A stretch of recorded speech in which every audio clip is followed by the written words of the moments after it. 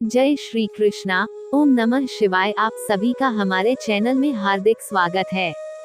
हमारे चैनल पर कार्तिक मास की कथाओं को इतना प्रेम से सुनने के लिए, उन्हें लाइक तथा कमेंट करने के लिए आप सभी भक्तों को बहुत बहुत धन्यवाद। उम्मीद करते हैं जिस तरह आपने पहले की कथाओं को इतना प्यार दिया, उसी तरह आप इन मार्गशीर्ष मास की कथाओं को भी अपना प्रेम अवश्य देंगे। मार्गशीर्ष का मास भगवान श्री कृष्ण का प्रिय मास होता है। इस मास में भगवान श्री कृष्ण की पूजा की जाती है, उनकी आराधना, उनके मंत्रों का जाप किया जाता है, उनकी कथाओं को नित्य सुना जाता है। इस प्रकार भगवान श्री कृष्ण की प्रसन्नता के लिए तुलसी जी की भी पूजा की जाती है, उन्हें नित्य जल से सींचा जाता है, उनकी धूप और दीप से पूजा की जाती है। और इसी तरह भगवान श्री कृष्ण को गाय बहुत प्रिय थी, इसलिए गौ माता की भी पूजा की जाती है, उनके लिए कुछ दान दिया जाता है। जो भी आपका सामर्थ्य हो उस तरह से आप दान इसमें अवश्य दें। मार्गशीर्ष के महीने में भगवान श्री कृष्ण की कथाओं को सुनने से भगवान कृष्ण प्रसन्न होकर अपने भक्तों की सभी मनोकामनाओं को पूर्ण करते हैं, उनके कष्टों को दूर करके उन्हें शुभता और आशीर्वाद प्रदान करते हैं। तो आइए शुभारंभ करते हैं आज से मार्गशीर्ष मास महात्म्य के अध्याय 1 से। आज की कथा प्रारंभ करने से पहले भगवान श्री कृष्ण की लीला कथा को आप सुनेंगे। इस कथा में प्रभु श्री कृष्ण ने गोपियों के साथ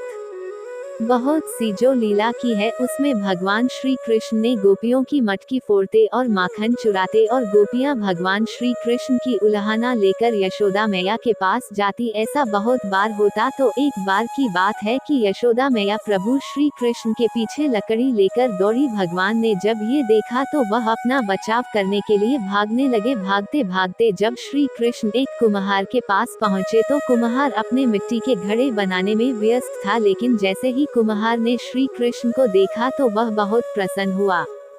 कुम्हार जानता था कि श्री कृष्ण साक्षात परमेश्वर है। तब प्रभु ने कुम्हार से कहा कि कुम्हार जी, आज मेरी मैया मुझे पर बहुत क्रोधित है। मैया छड़ी लेकर मेरे पीछे पीछे आ रही है, भैया आप मुझे कहीं छुपा लो। तब कुम्हार ने श्री कृष्ण को एक बड़े से मटके के नीचे छिपा दिया। कुछ ही क्षणों में मैया यशोदा भी वहां आ गई और कुम्हार से पूछने लगी, क्यों रे कुम्हार, तूने मेरे कन्हैया को कहीं देखा है क्या? तो कुम्हार ने कह दिया, नहीं मैया, मैंने कन्हैया को नहीं देखा। श्री कृष्ण यह सब बातें बड़े से घड़े के नीचे छुपकर सुन रहे थे तो मैया वहां से चली गई। अब प्रभु श्री कृष्ण कुम्हार से कहते हैं कि कुम्हार जी, यदि मैया चली गई तो मुझे इस घड़े से बाहर निकालो। कुम्हार बोला, ऐसे नहीं प्रभु जी, पहले मुझे 84 लाख योनियों के बंधन से मुक्त करने का वचन दो। तब भगवान मुस्कुराए और उन्होंने कहा, ठीक है, मैं तुम्हें 84 लाख योनियों से मुक्त करने का वचन देता हूँ, अब तो मुझे बाहर निकाल दो। तो कुम्हार कहने लगा, मुझे अकेले नहीं प्रभु जी, मेरे परिवार के सभी लोगों को भी 84 लाख योनियों के बंधन से मुक्त करने का वचन दोगे तो मैं आपको इस घड़े से बाहर निकालूंगा।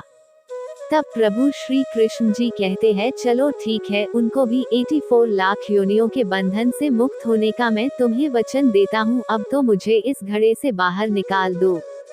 अब कुम्हार कहता है, बस प्रभु जी, एक विनती और है, उसे भी पूरा करने का वचन दे दो तो मैं आपको घड़े से बाहर निकाल दूंगा।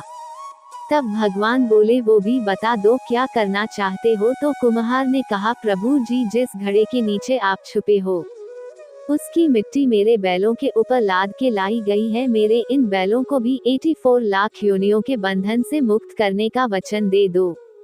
तब भगवान ने कुम्हार की प्रेम पर प्रसन्न होकर उन बैलों को भी 84 लाख योनियों के बंधन से मुक्त होने का वचन दे दिया। अब प्रभु श्री कृष्ण बोले, अब तो तुम्हारी सब इच्छा पूरी हो गई, अब तो मुझे घड़े से बाहर निकाल दो। तब कुम्हार कहता है, अभी नहीं भगवान, बस एक अंतिम इच्छा और है, वह ये है कि जो भी प्राणी हम दोनों के बीच के इस संवाद को सुनेगा, आप उसे भी 84 लाख योनियों से मुक्त कर दोगे।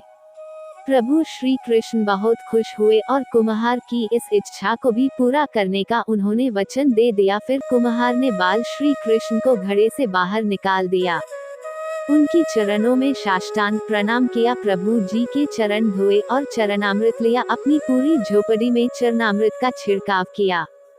और प्रभु जी के गले लगकर इतना रोए कि प्रभु में ही विलीन हो गए। जरा सोचे, जो बाल श्री कृष्ण 7 कोस लंबे चौड़े गोवर्धन पर्वत को अपनी इक्वनी उंगली पर उठा सकते हैं, तो क्या वह एक घड़ा नहीं उठा सकते थे? लेकिन बिना प्रेम रीझे नहीं नटवर नंद किशोर।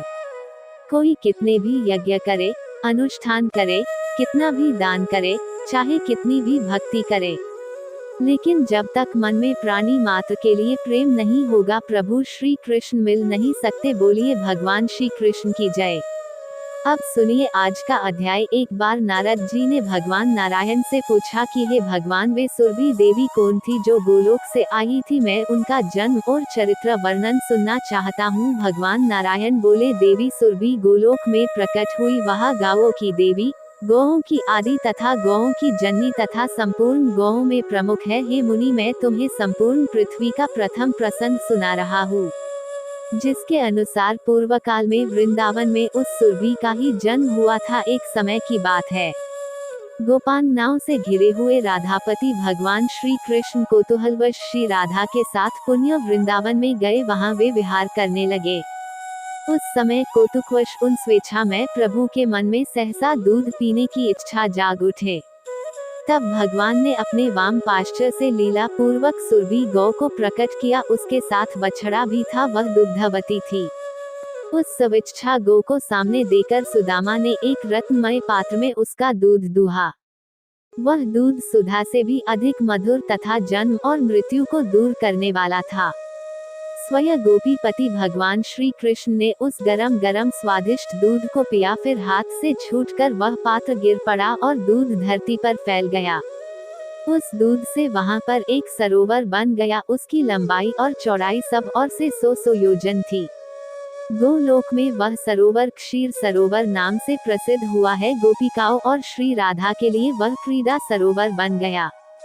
भगवान की इच्छा से उस क्रीड़ा वापी के घाट तत्काल अमूल्य दिव्य रत्नों द्वारा निर्मित हो गए। उसी समय अकस्मात असंख्य कामधेनु प्रकट हो गए। जितनी वे गायें थी, उतने ही बछड़े भी उस सुरभि गाय के रोमकूप से निकल आए। फिर उन गायों के बहुत से पुत्र पौत्र भी हुए, जिनकी संख्या नहीं की जा सकती। यो उस सुरभि देवी से गौओं की सृष्टि कही गई, जिससे संपूर्ण जगत आज व्याप्त है। हे मुनि, पूर्व काल में भगवान श्री कृष्ण ने देवी सुरभि की पूजा की थी। फिर त्रिलोकी में उस देवी की दुर्लभ पूजा का प्रचार हो गया। दीपावली के दूसरे दिन भगवान श्री कृष्ण की आज्ञा से देवी सुरभि की पूजा संपन्न हुई थी। ये प्रसंग मैं अपने पिता धर्म के मुख से सुन चुका हूँ। महाभाग देवी सुरभि का ध्यान, स्तोत्र, मूल मंत्र तथा पूजा की विधि वेदोक्त क्रम में तुमसे कहता हूँ, तुम सुनो। ओम सुरभि नमः। सुरभि देवी का ये मंत्र है। 1 लाख जाप करने पर मंत्र सिद्ध होकर भक्तों के लिए कल्प वृक्ष का काम करता है। ध्यान और पूजन यजुर्वेद में सम्यक प्रकार से वर्णित है, जो रिद्धि, वृद्धि, मुक्ति और संपूर्ण कामनाओं को देने वाली है। जो लक्ष्मी स्वरूपा, श्री राधा की सहचरी, गौओं की अधिष्ठात्री, गौओं की आदि जननी, पवित्र रूपा, पूजनिया, भक्तों के अखिल मनोरथ सिद्ध करने वाली है, तथा जिनसे ये सारा विश्व पावन बना है, उन भगवती सुरभि की मैं उपासना करता हूँ। कलश, गाय के मस्तक, गायों के बांधने के खंबे, शालिग्राम जी की मूर्ति, जल अथवा अग्नि में देवी सुरभि की भावना करके द्विज इनकी पूजा करें। जो दीप मालिका के दूसरे दिन पूर्वान काल में भक्ति पूर्वक भगवती सुरभि की पूजा करेगा, वह जगत में पूज्य हो जाएगा। एक बार 12 कल्प में देवी सुरभि ने दूध देना बंद कर दिया। तब देवता अत्यंत चिंतित होकर ब्रह्मलोक में गए और ब्रह्मा जी की स्तुति करने लगे। फिर ब्रह्मा जी की आज्ञा पाकर इंद्र ने देवी सुरभि की स्तुति आरंभ की। इंद्र ने कहा, देवी एवं महादेवी सुरभि को बार बार नमस्कार है। जगदम्बिके, तुम गौओं की बीज स्वरूपा हो, तुम्हें नमस्कार है। तुम श्री राधा को प्रिय हो, तुम्हें नमस्कार है। तुम लक्ष्मी की अंश भूता हो, तुम्हें बारंबार नमस्कार है। श्री कृष्ण की प्रिया को नमस्कार है। गौओं की माता को बारंबार नमस्कार है। जो सबके लिए कल्प वृक्ष स्वरूपा तथा धन और वृद्धि प्रदान करने वाली है, उन भगवती सुरभि को मैं बारंबार नमस्कार करता हूँ। इस प्रकार स्तुति सुनते ही सनातनी जगत जननी भगवती सुरभि संतुष्ट और प्रसन्न होकर उस ब्रह्मलोक में ही प्रकट हो गई। देवराज इंद्र को परम दुर्लभ मनोवांछित वर देकर वे पुनः गोलोक को चली गई। देवता भी अपने अपने स्थानों को चले गए। ही नारद, फिर तो सारा विश्व दूध से परिपूर्ण हो गया, दूध से घी बना और घी से यज्ञ संपन्न होने लगे तथा उनसे देवता संतुष्ट हुए। नारद जी बोले, भगवान नारायण के ध्यान में तत्पर रहने वाले महाभाग मुनिवर नारायण, आप भगवान नारायण के ही अंश है, अतः भगवान आप नारायण से संबंध में कथा कहिए। सुरभि का उपाख्यान अत्यंत मनोहर है, उसे मैंने सुना। अब मैं श्री राधा का परम उत्तम आख्यान सुनना चाहता हूँ। उनके प्रादुर्भाव के प्रसंग तथा उनके ध्यान, स्तोत्र और उत्तम कवच को भी सुनने की मेरी प्रबल इच्छा है, अतः आप इन सब का वर्णन कीजिए। मुनिवर श्री नारायण ने कहा, नारद, पूर्व काल की बात है, कैलाश शिखर पर भगवान शिव सबसे श्रेष्ठ और सिद्धि दाता है, वहाँ बैठे हुए थे। मुनि लोग भी उन्हीं स्तुति करके उनके पास बैठे हुए थे। भगवान शिव का मुख प्रसन्नता से खिला था, उनके अधरों पर मंद मुस्कान सरस आख्यान सुना रहे थे। उस प्रसंग के श्रवण में कुमार की बड़ी रुचि थी। रास मंडल का वर्णन चल रहा था। जब इस आख्यान की समाप्ति हुई और अपनी बात प्रस्तुत करने का अवसर आया, उस समय सती साध्वी पार्वती जी मंद मुस्कान के साथ अपने प्राण वल्लभ के समक्ष प्रश्न उपस्थित करने को उद्यत हुई। पहले तो वे डरती हुई सी स्वामी की स्तुति करने लगी, फिर जब प्राणेश्वर ने मधुर वचनों के द्वारा उन्हें प्रसन्न किया, तब वे देवेश्वरी महादेवी उमा महादेव जी के सामने वह अपूर्व राधिका उपाख्यान सुनाने के लिए अनुरोध करने लगी। श्री पार्वती जी बोली, हे नाथ, मैंने आपके मुखारविंद से 5 रात्र आदि सारे उत्तम आगम, नीति शास्त्र, सिद्धों के सिद्धि शास्त्र, नाना प्रकार के मनोहर तंत्र शास्त्र, परमात्मा श्री कृष्ण के भक्तों के भक्ति शास्त्र तथा समस्त देवियों चरित्र वर्णन श्रवण किया। अब मैं देवी राधा के जीवन चरित्र को श्रवण करना चाहती हूँ। श्रुति में शाखा के भीतर श्री राधा की प्रशंसा संक्षेप से की गई है, उसे मैं आपके मुख से सुनना चाहती हूँ। अब व्यास द्वारा वर्णित श्री राधा की महत्ता सुनाइए। अतः आप श्री राधा की प्रादुर्भाव, ध्यान, उत्तम नाम महात्म्य, उत्तम पूजा विधि का वर्णन कीजिए। भक्त वत्सल भगवान, मैं आपकी भक्त हूँ, अतः मुझे ये सब बातें अवश्य बताइए। पार्वती जी का उपयुक्त वचन सुनकर भगवान पंचमुख शिव ने अपना मस्तक नीचे कर लिया। अपना सत्य भंग होने के भय से वे मौन हो गए, चिंता में पड़ गए। उस समय उन्हें अपने आराध्य भगवान श्री कृष्ण का ध्यान किया और उनसे आज्ञा पाकर वे अपनी अर्धांग स्वरूप देवी पार्वती से इस प्रकार बोले, देवी, मुझे परमात्मा भगवान श्री कृष्ण ने राधा आख्यान के प्रसंग से रोक दिया था, परंतु महेश्वरी, तुम तो मेरा आधा अंध हो, अतः स्वरूपतः मुझसे भिन्न नहीं हो, इसलिए भगवान श्री कृष्ण ने इस समय मुझे ये प्रसंग तुम्हें सुनाने की आज्ञा दे दी है। सती शिरोमणि, मेरे इष्ट देव की वल्लभा श्री राधा का चरित्र अत्यंत गोपनीय, सुखद तथा श्री कृष्ण भक्ति प्रदान करने वाला है। हे दुर्गे, वह सब पूर्वा पर श्रेष्ठ प्रसंग मैं जानता हूँ, उसे ब्रह्मा तथा नागराज शेष भी नहीं जानते। सनत कुमार, सनातन, देवता, धर्म, देवेंद्र, मुनीन्द्र तथा सिद्धेंद्र को भी उसका ज्ञान नहीं है। सुरेश्वरी, तुम मुझसे भी बलवती हो, क्योंकि इस प्रसंग को न सुनाने पर अपने प्राणों का परित्याग करने को तैयार हो गई थी। अतः मैं इस गोपनीय विषय को भी तुमसे कहता हूँ, यह परम दुर्लभ रहस्य है, मैं इसका कुछ वर्णन करता हूँ, सुनो। श्री राधा का चरित्र अत्यंत पुण्यदायक तथा दुर्लभ है। एक समय राशेश्वरी श्री राधा जी श्याम सुंदर श्री कृष्ण से मिलने को उत्सुक हुई। उस समय वे रत्नमय सिंहासन पर अमूल्य रत्नों से विभूषित होकर बैठी थी। अग्नि शुद्ध दिव्य वस्त्र उनकी शोभा बढ़ा रहा था। कांति करोड़ों पूर्ण चंद्रमाओं को लज्जित कर रही थी। उनकी प्रभा तपाए हुए सुवर्ण की सदृश जान पड़ती थी। शुद्ध स्वरूपा श्री राधा के अधर पर मंद मुस्कान खेल रही थी। उनकी दंतकांति बड़ी ही सुंदर थी। वे मालती की माला से सुशोभित थी। कंठ में प्रकाशित शुभ मुक्ताहार गंगा की धवल धार के समान शोभा पा रहा था। रसिक शेखर श्याम सुंदर श्री कृष्ण ने मंद मंद मुस्कुराती हुई अपनी उन प्रियतमा को देखा। प्राण वल्लभा पर दृष्टि पड़ते ही विश्व कांत श्री कृष्ण मिलन के लिए उत्सुक हो गए। परम मनोहर कांति वाले प्राण वल्लभ को देखते ही श्री राधा उनके सामने दौड़ गई। महेश्वरी उन्होंने अपनी प्राणाराम की ओर धावन किया, इसलिए पुराण वेता पुरुषों ने उनका राधा ये सार्थक नाम निश्चित किया। राधा श्री कृष्ण की आराधना करती है और श्री कृष्ण श्री राधा की, वे दोनों परस्पर आराध्य और आराधक हैं। संतों का कथन है कि उनमें सभी दृष्टियों से पूर्णतः समता है। हे महेश्वरी, मेरे ईश्वर श्री कृष्ण रास में प्रिया जी के धावन कर्म का स्मरण करते हैं, इसलिए वे उन्हें राधा कहते हैं, ऐसा मेरा अनुमान है।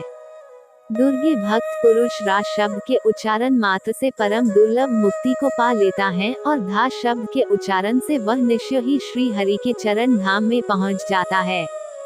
रा शब्द का अर्थ है पाना और धा शब्द का अर्थ है निर्वाण अर्थात मोक्ष।